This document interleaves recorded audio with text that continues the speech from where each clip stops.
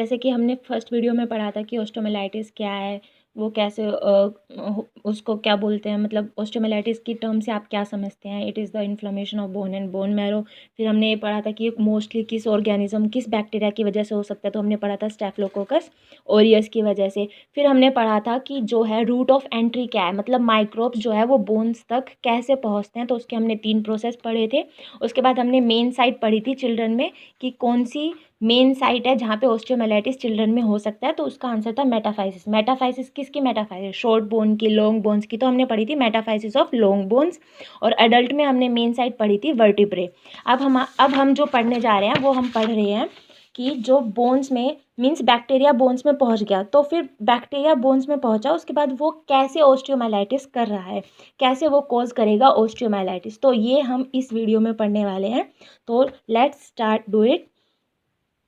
So suppose this is our bone.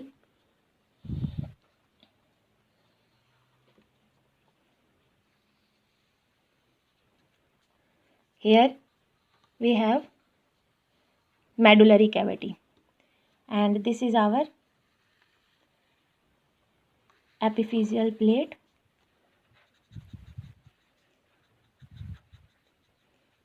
and जो हमारी bone है वो कवर होती है पेरिओस्टियल लेयर से। किससे कवर होती है, पेरिओस्टियल लेयर से।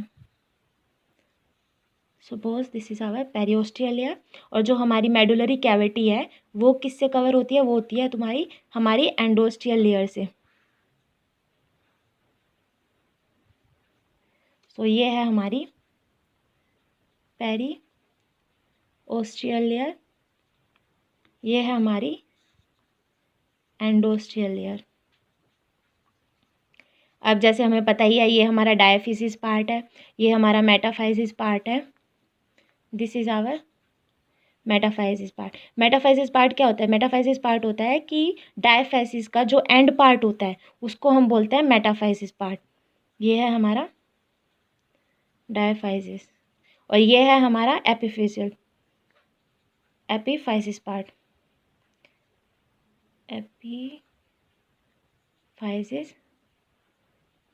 पार्ट ये है। उसके बाद अब हम इसमें पढ़ते हैं कि इसकी ब्लड सप्लाई क्या है, बोन के अंदर कैसे बोन न्यूट्रिएंट्स लेती है। तो न्यूट्रिएंट्स लेगी वो किसके थ्रू लेगी, न्यूट्रिएंट आर्टरी के। Suppose this is our nutrient artery.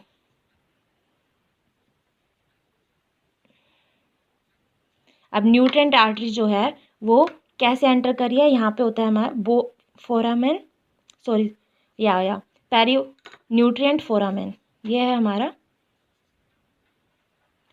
Nutrient foramen. अब इसके थ्रू न्यूट्रिएंट आर्टरी हमारी अंदर जाएगी, किस में जाएगी, मेडुलरी कैविटी में, और मेडुलरी कैविटी में जाके ये 2 पार्ट में डिवाइड हो जाती है। एक होता है हमारा ascending branch, this is our ascending branch, and this is our descending branch. Now जो हमारी असेंडिंग ब्रांच है ये सप्लाई करती है हमारी मेटाफाइसिस पार्ट को, और यहाँ पे जाके मेटाफिजियल लूप्स बनाती है ऐसे। अब मेटाफिजियल लूप्स बनाए मतलब कि जैसे कि हर आर्टरी होती है ना, जैसे पहले आर्टरी आती है, फिर वो कैपिलरीज की फॉर्म बनाती है, फिर कैपिलरीज के बाद वो वेन्स बन जाती है। फिर जैसे कि ये है मेटाफिजियल आर्टरी हमारी, अब यहाँ पे इसने साइनोसोइडल कैपिलरीज बनाई, ये है हमारी साइनोसोइडल कैपिलरीज। और जैसे कैपिलरीज फिर बाद में कंबाइन होकर फिर क्या बनाती हैं, वेन्स बनाती हैं। तो ये हमारी हो गई वेन्स और ये वापस वही बाहर। तो इसकी डायरेक्शन ये। अब जैसे मैंने यहाँ पे बताया कि यह है हमारी असेंडिंग ब्रांच और ये है हमारा मेटाफिजियल पार्ट। ये है हमारा मेटाफिजियल पार्ट में क्या है, ये मेटाफिजियल लूप, यहाँ पे लूप बना रही है ना, इसलिए यहाँ पे मेटाफिजियल लूप्स।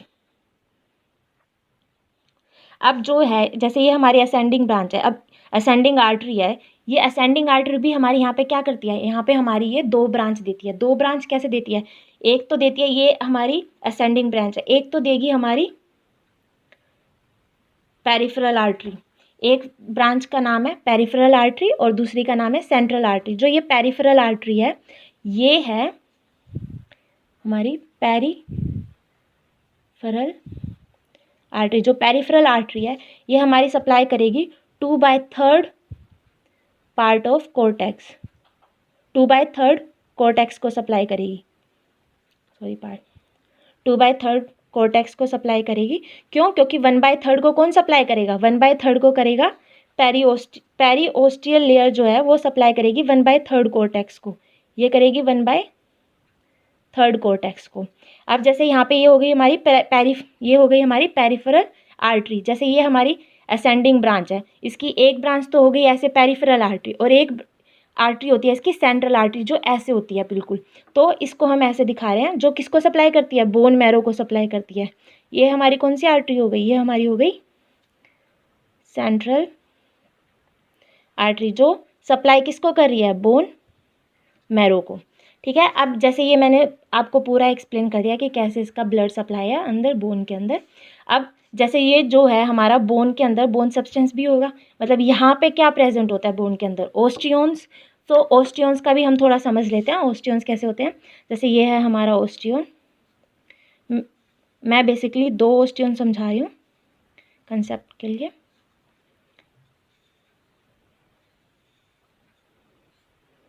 ये है हमारा ओस्टियोन, ये हमारा दूसरा ओस्टियोन है। मैं ये इसलिए समझा रही हूँ क्योंकि जो बैक्टीरिया है वो इसके थ्रू ही प्रोसेस करता है। अब जो है हमारे ओस्टियोन के अंदर कौन सी कैनाल होती है? हैवर्जियन कैनाल। ये है हमारी हैवर्जियन कैनाल जो बिल्कुल सेंटर में होती है ओस्टियोन के, और 2 हैवर्जियन कैनाल जो है वो कनेक्ट होते हैं वोल्कमैन कैनाल्स के थ्रू। सो ये है हमारा वोल्कमैन्स कैनाल और ये है हमारा हैवर्जियन कैनाल। सो ये मैंने पूरा बता दिया। अब समझो कि बैक्टीरिया, अब जैसे बैक्टीरिया ब्लड के थ्रू आया यहाँ पे, अब बैक्टीरिया जो है वो कौन सी प्लेस इसमें से जहाँ पे वो प्यार करता है वहाँ पे रुकने के लिए, where bacteria love to settle. So bacteria जो है इस जगह पे जो ये लूप फॉर्म कर रहे हैं ना यहाँ पे, और ये पार्ट किस में है? मेटाफाइजिस में। तो bacteria love to settle this place. So bacteria love to settle at this place। So अब बैक्टीरिया है वो हमारे यहाँ पे आ गया। क्यों? ऐसा क्या है यहाँ पे जो बैक्टीरिया को फेवरेबल कंडीशन मिल रही है जिसकी वजह से बैक्टीरिया जो है सिर्फ और सिर्फ यहीं पे सेटल करे? क्यों? क्योंकि यहाँ पे जो है ब्लड फ्लो पैटर्न की वजह से, जो ब्लड फ्लो पैटर्न है यहाँ का वो फेवर कर रहा है बैक्टीरिया को यहाँ पे रुकने के लिए।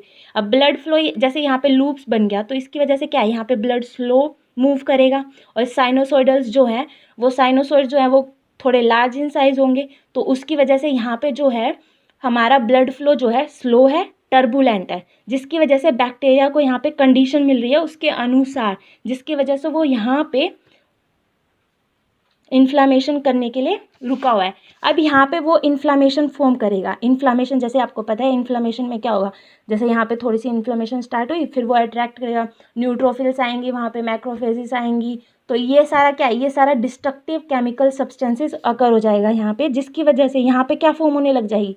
पस फॉर्म हो जाएगी। सो आपको पता है ना यहाँ पे क्या फॉर्म हो जाएगी? पस। पस क्यों बन रही है? क्योंकि पस की डेफिनेशन से आप लोग क्या समझते हैं? पस की डेफिनेशन से यही समझेंगे, protein, pus is a protein rich inflammatory exudate having alive dead dying microbes leukocytes and parenchymal cells. तो हम लिख देते हैं यहाँ पे पस। पस क्या है? पस की डेफिनेशन क्या है? Protein rich exudate inflammatory exudate having live dead dying microbes leukocytes and parenchymal cells. अब यहाँ पे एक क्वेश्चन बनता है कि जो हमारी जो मतलब जो ये है, ये पूरा प्रोसेस जो मीन्स जो बैक्टीरिया है वो जो है, ये पस जो है ये क्या हमारे एपिफिजियल पार्ट में क्यों नहीं जाता? तो एपिफिजियल पार्ट में क्यों ये नहीं जाता, क्यों? क्योंकि एपिफिजियल पार्ट जो है वो relatively resistance to the action of bacteria and WBC destructive enzymes. So हम यहाँ पे लिख सकते हैं कि एपिफिजियल पार्ट में क्यों नहीं करता, क्योंकि एपिफिजियल पार्ट जो है, ये एपिफिजियल जो प्लेट है ये क्या करती है, ये रेजिस्टेंस शो करती है बैक्टीरिया से, shows resistance to action of bacteria and WBC destructive enzymes. So इस वजह से जो है हमारा जो बैक्टीरिया है वो एपिफिजियल में नहीं कर पाता इन्फ्लामेशन और ये सब प्रोसेस। और हाँ, यहाँ पे जो है बोन के यहाँ पे कौन सी कार्टिलेज होती है, यहाँ पे होती है हमारी आर्टिकुलर कार्टिलेज। ये कौन सी कार्टिलेज है हमारी? Articular cartilage. अब जैसे मैंने यहाँ पे आप लोगों को समझाया कि जो है बैक्टीरिया एपिफिजियल पार्ट में नहीं आ पाता, लेकिन जो यहाँ पे मोस्ट इम्पोर्टेंट क्वेश्चन ये अराइज होता है, लेकिन चिल्ड्रन जो लेस देन 1 ईयर होते हैं,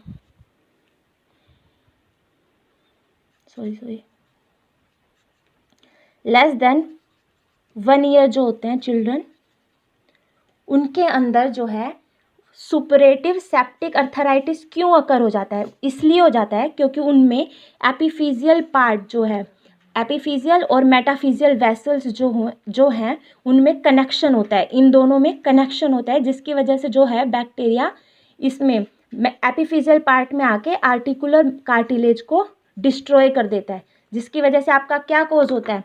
तो यहाँ पे मैं सिर्फ अब नाम लिख रही हूँ कि क्या हो जाता है, सुपरेटिव सेप्टिक अर्थराइटिस करता है।